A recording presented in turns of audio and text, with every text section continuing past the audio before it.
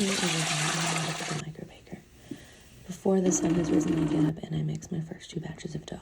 This is going to be 12 country loaves, making sure to temp my dough so I know how fast it's going to ferment. On the other mixer, I mix my baguettes, and while they auto-lease, I got my starter. I got the starter and mixed them together. Then I took them out of their containers and put them into tubs, and then I started on focaccia and my not Dave's.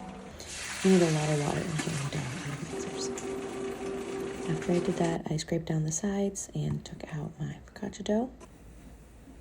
And then I mixed my cheddar scallion loaves, which has only 4 this week. And then I added the seeds, the salt, the oil, and the honey to my not Dave's sandwich bread. Once the cheddar, well, at this point I needed a little coffee and sandwich break. My lovely husband made it for me, which was so nice. I did make the bagels. Then I started on my first folds, and then I'm chopping up the inclusions for my Baker's Choice loaf, which is cheddar scallion. My customers never know that it's a surprise loaf, and every week I change it up depending on the mood I'm feeling. And now I'm mixing up my cinnamon roll dough, which is a light brioche. It's on my recipes on my website. This takes the longest to mix because it's an enriched dough, and it's really hard for the gluten to bind with and absorb milk and eggs and the butter and the sugar.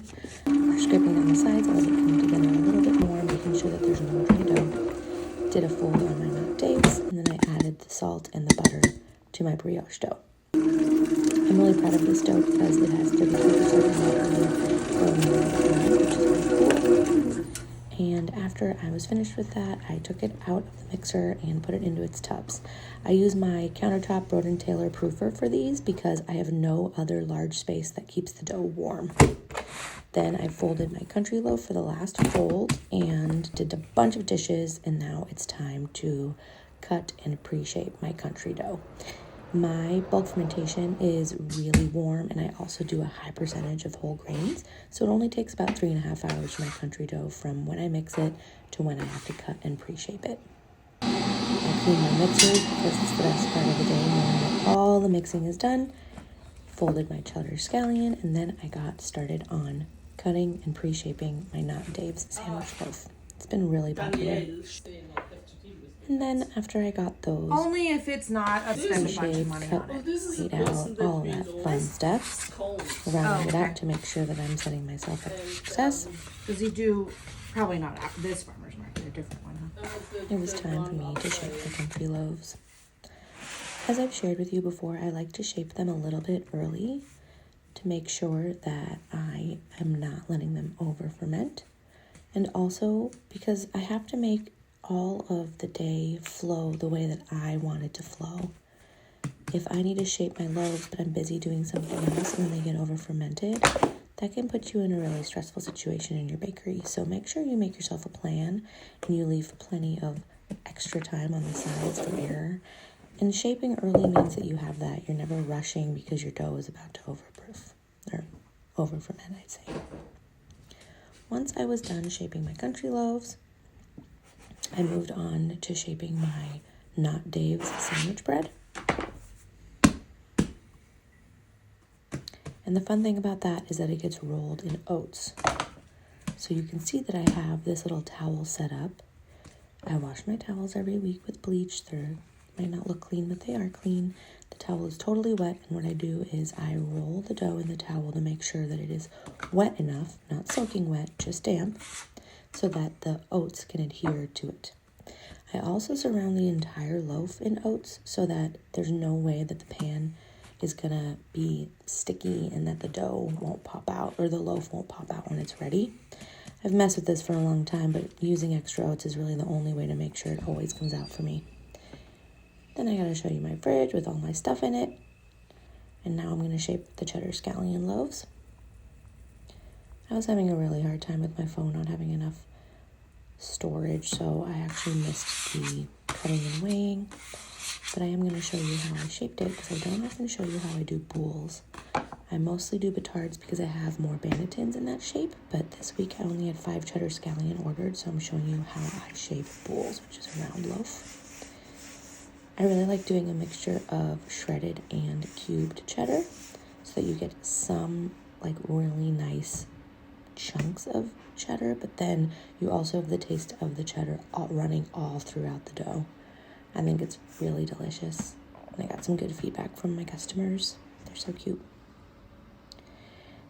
Then I took a shower, got the change, and I had to roll out my cinnamon rolls. This is quite a hefty process. I make sure that my cinnamon rolls are 2 inches tall when I cut them.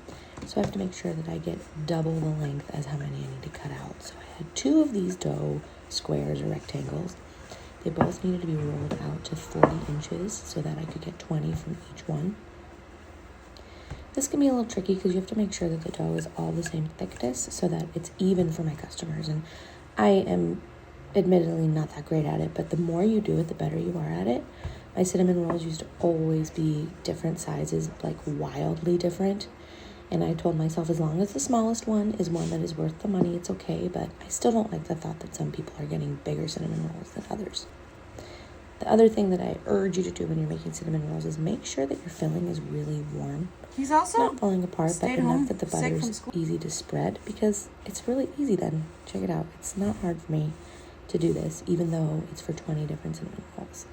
Then I go really nice and tight on that first little roll, and it's a little tedious and annoying.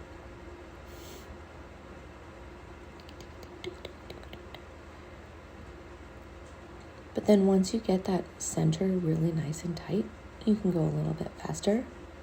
Just make sure that you don't let there get a bunch of excess air in between each layer, because then your roll is going to have these big pockets, which is not my favorite. After I've rolled it all out, I double check again that it's the same length, because sometimes during the rolling process they shrink a little or even stretches out a little bit, and I don't want to end up with extra rolls, because then I'm not giving the customers what they paid for, which is really big, giant, and fluffy cinnamon rolls. I have this huge ruler that I think is pretty hilarious that I use for this process, and then I use a serrated knife to cut it. This is always one of my last things that I do on mix day, and since I start at 6 a.m., it's usually about 3 by this time, and I am pretty donezo. I'm also racing against the clock because I have to pick up my kids from school. But it's also a very satisfying time of the day. These cinnamon rolls ended up sitting for 18 hours before I baked them because my bakery space is pretty cold. I fit 16 per pan. I did 2 pans, and then I had an extra sheet pan with the additional 8 that I made. And then the last thing I did was baked my Not Dave's sandwich loaf. I baked that the day before because it has a lot of moisture in it. The seeds retain the moisture as well, and it's also really nice for me to have one less thing that I have to bake on pickup day. I hope you enjoyed this, and I'll share my bake day next.